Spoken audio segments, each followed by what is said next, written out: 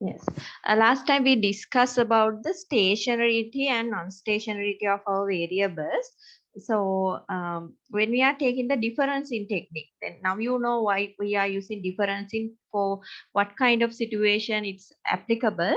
So when we are using the differencing technique, differencing method to make our non-stationary time series to make stationarity, there is a special term Blackshift notation. So today we are going to identify what mean by that Blackshift notation. So let's go through the slide. One way of removing non-stationary is through the method of differencing. A difference series can be expressed as in this way. So you can use dash. Last time we used delta notation to represent the difference of that variable, as well as we can use the dash notation either. So by using the dash, it is representing when you see the dash term. I think you can see the movements of my cursor point. So when you see the notation of dash, it means in time series, yt has a difference with some its term. So here it is yt minus 1. So here they are representing one time lag difference. So the meaning of lag term also we discussed the last time.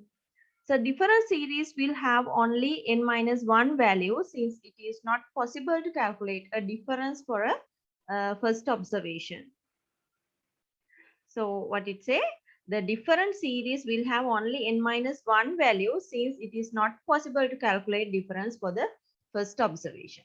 With seasonal data which is non-stationary, it may be appropriate to take seasonal differences. A seasonal difference is the difference between an observation and the corresponding observation from the previous year. So for monthly data, having an annual 12-month pattern. So when we take in the seasonality effect in our variable, we have already discussed.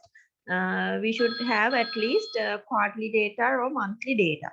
So to remove some non-stationary pattern with respect to the seasonality, we have to address the time lag with respect to their behavior. I mean, if the series was quarterly data series, we have to use that pattern with respect to 4, because in quarterly we have 4 quarters per year. So here we have used only one term to represent 1 year. So when we are representing an year with respect to quarterly data, we have to use at least 4 quarters. It is common for the monthly data either. When we are using differencing in monthly data, to represent 1 year, we have to use 12 time lags in month. So 12 months represent an year. So we have to use 12 months. So that is represented in here. So now you should able to understand, even though we use yt minus 1 to make that non-stationary to stationary in annual data, we have to address these differences in the time period or a data procedure to address those differences in time series with respect to quarterly and monthly data. Okay, then what mean by this backshift notation?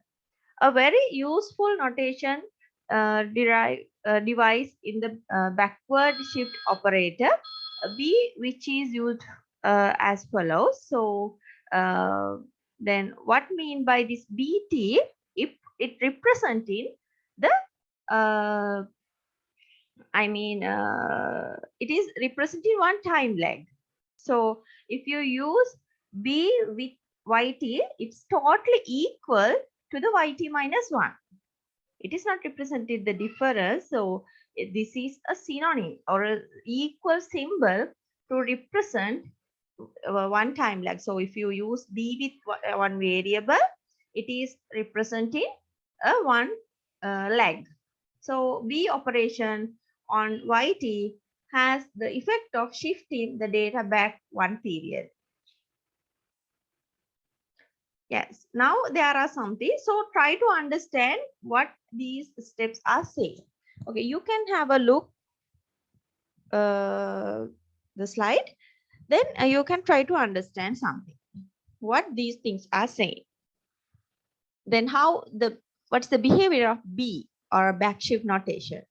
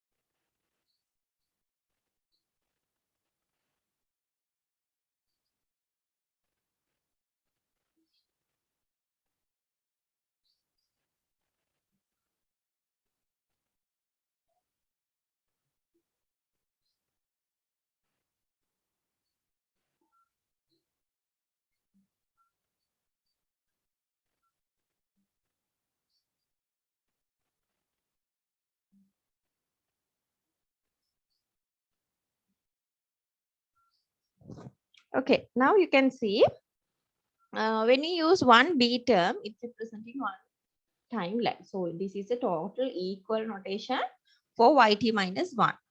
So when you're multiplying it one another B term, you will have, when then bracket mean a multiplication.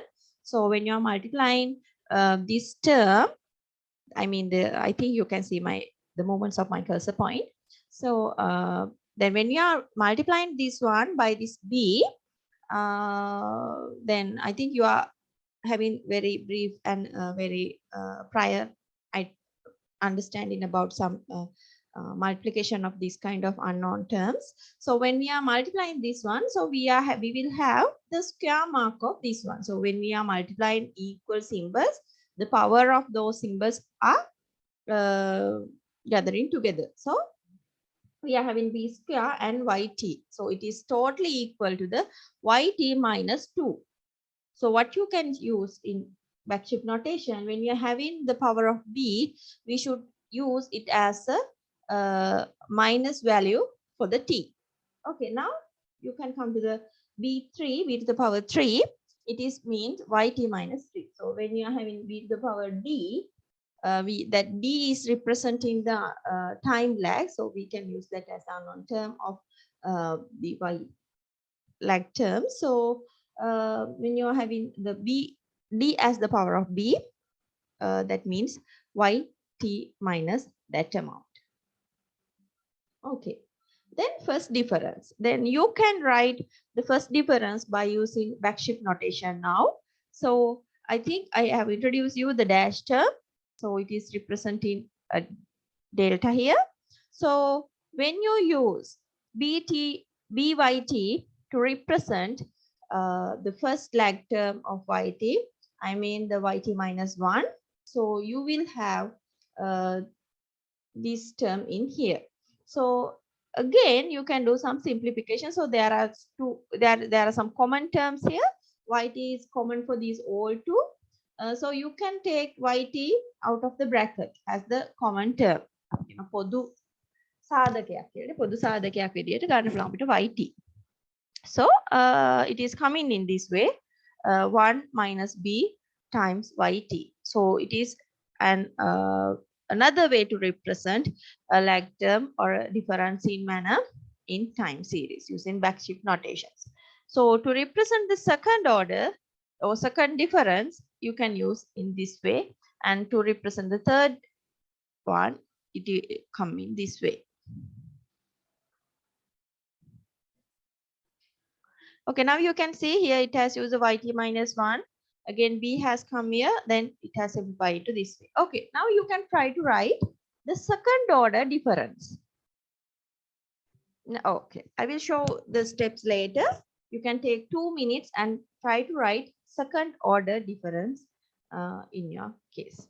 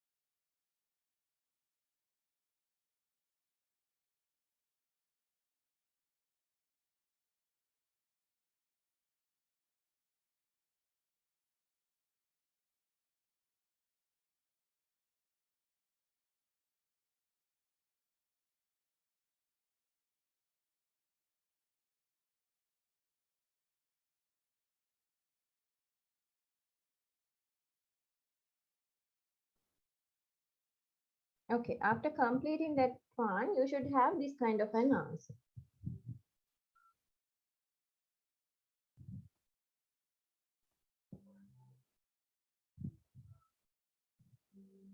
Second order difference. So when you are using yt minus 1, it will come in this way.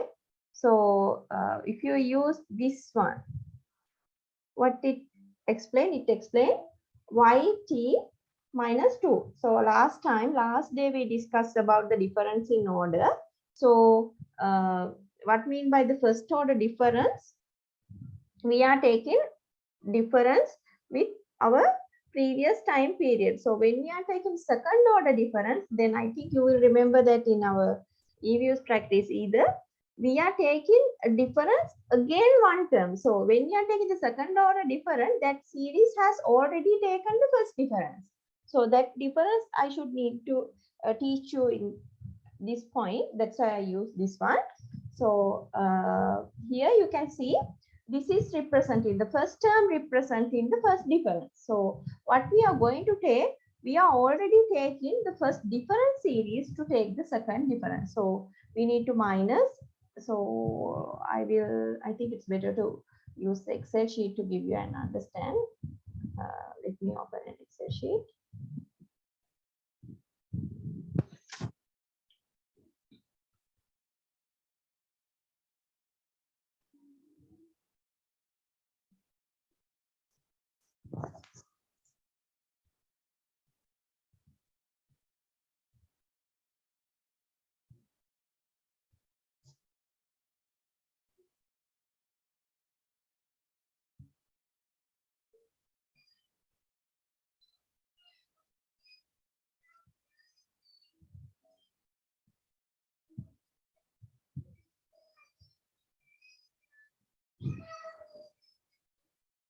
Okay, I think now you can see my Madam. Excel sheet. Yes. Yes, Nadika, I Yes, can. madam. Madam, අපිට madam. Then what we were discussing, so suppose yt as our variable. I will take that variable for another sheet.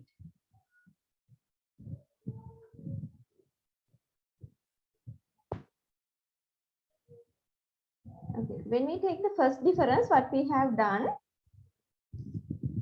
I will use D to represent the difference yt equal yt minus yt minus 1. So these are should come as a substreams, but I have no way to write it in that way. Anyway, you can understand what I have done. So what I should do, I should reduce yt ones from the yt minus 1. Okay, when we are having the okay, let's see the slide again.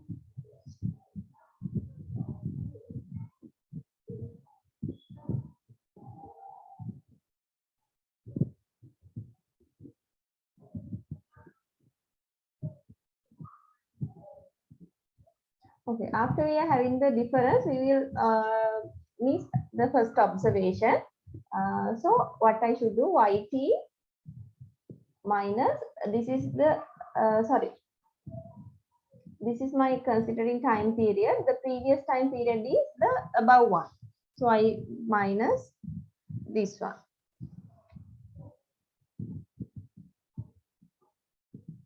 Yes, now you can see what I have done here to make the difference, first difference of my series.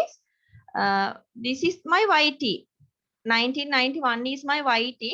The previous time period is 1990. So you can see B3. It is represented in blue color. It's my considering time period yt. I am reducing the previous time value in 1919 value from that to take the first difference. So that is the difference between my considering time and my previous time. So in 90, when I come into 1992, what is my considering time period? It is 1992. Then I am reducing the previous time, 1 yt minus 1. So this one. Like that way, we can take the all considering time period, minus their previous time period. Like then when I'm using the Excel, I can still handle these things by using this drop menu. Then I have no any observation for the first column. Why I am not having any value for the first column? I am having a previous time period for the 1990. So to calculate first difference for that one, I should have a value of 1989.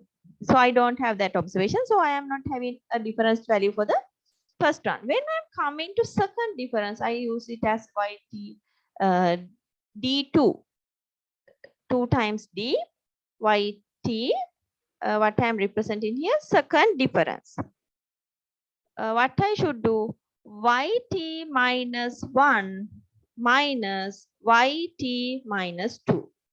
Then I will show you your handout. Yes, this is the thing I have done in my Excel sheet for the first order difference. I reduced the previous time value by the considering time period.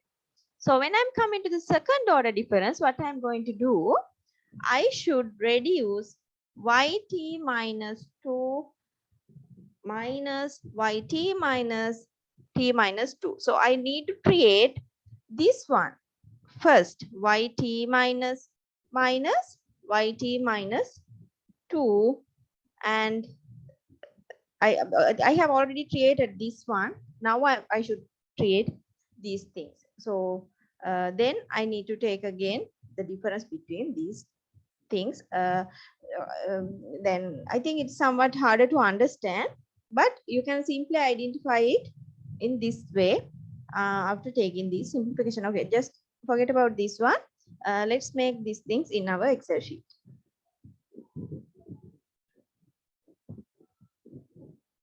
Yeah. This column is YT minus 2. Then what I need to take into here, YT minus 1 minus YT minus 2. So when I'm taking YT like this one, I have YT minus 1, but I don't have YT minus 2. So I have to come into this stage. Then for my considering here, what is the YT minus 1? It is this one. And minus YT minus 2. This is the way. Actually, this is not the D2. This is YT minus time, YT minus 2. Okay, for this one, what is the values for the Y? This is the considering time period 1993. What is my YT minus 1? It is this one. Minus YT minus 2 is this one. මම හිතනවා ඔයාලට තේරෙන්නේ නැති කියලා. අපි මොකද්ද කරේ? අපේ මේ hand out එකේ පෙන්නලා තියෙන විදිහට අපි YT වලින් YT minus අඩු කරලා YT minus 1 අඩු කරලා එක column එකක් හදාගත්තා. ඒක අපේ first difference එක. අපිට ඒ විදිහටත් ඒක consider කරන්න පුළුවන්. ඒතර second order difference එකට යද්දි අපිට තව step දෙකක් develop කරන්න වෙනවා. පළවෙනි එක තමයි අපි YT minus 1 වලින් YT minus 2 අඩු කරලා පළවෙනිට අපි හොයා ගන්න ඕනේ. ඊට පස්සේ අපිට පුළුවන් මේ දෙක අතර වෙනස ගන්න. දැන් අපි පළවෙනි අදියර විදියට කරේ මොකද්ද? YT minus 1 වලින් YT minus 2 අඩු කරගත්තා. ඒතර consider කරන time period එකට සාපේක්ෂව තමයි ඒක ක්‍රියාත්මක වෙන්නේ. දැන් මම මෙතන 1994 සලකා බලනකොට 1994 YT minus 1 වෙන්නේ 1993. අතර මම ඒකෙන් අඩු කරනවා. ඊට 1994 ගන්නකොට 1994 YT minus 2 ඊට කාලපාන්තර දෙකකට කලින් නැගෙන්නේ 92. 92 අගය. එතකොට අපි 95ට හැදුවොත් නැවතත් 95 දී YT වෙන්නේ 95, YT minus 1 වෙන්නේ 94, YT minus 2 වෙන්නේ 93. ඔය විදිහට අපිට පුළුවන් මේ ඔක්කොම ටික හදා ගන්න. හරි. එතකොට මෙතන තියෙන්නේ D1. ඒතර මම දැන් D2 හොයනවා. YT ගේ second difference එක මම හොයනවා. එතකොට මම මෙතන equations ලියන්න යන්නේ. මොකද equations එනවා නම් එන්න ඕන මෙන්න මේ order එකට. ඉතින් Excel sheet එකේ මට ඒ ටික ලියා ගන්න අමාරුයි.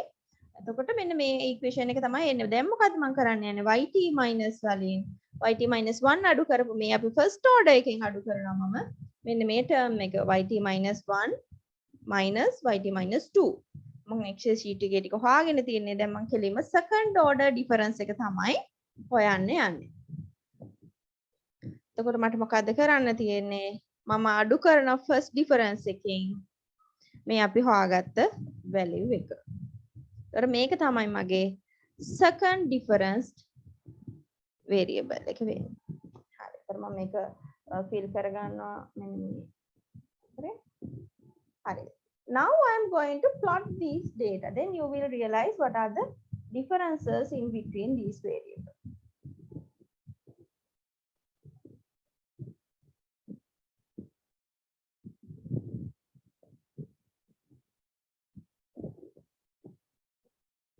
Yes, I think now you can see this chart.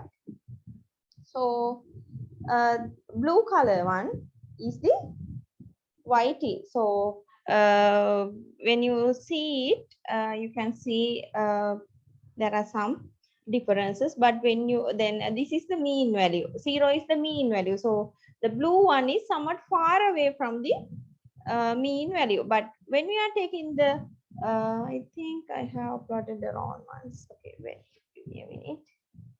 We should take these two and this one.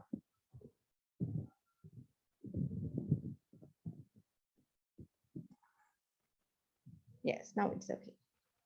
Then the red color one representing our first difference. So the line plot has come into the round our mean. Then in D2, it is again is fluctuation around the our mean error, but you can see we have lost our so important observations in our second order. So that is the difference in is in one way we can make our variables into stationary, but in the other way we are losing our valuable informations when we are taking the differences. Okay, now I think you have identified how to take first difference and second difference manually. I think you have a good understand about that one now.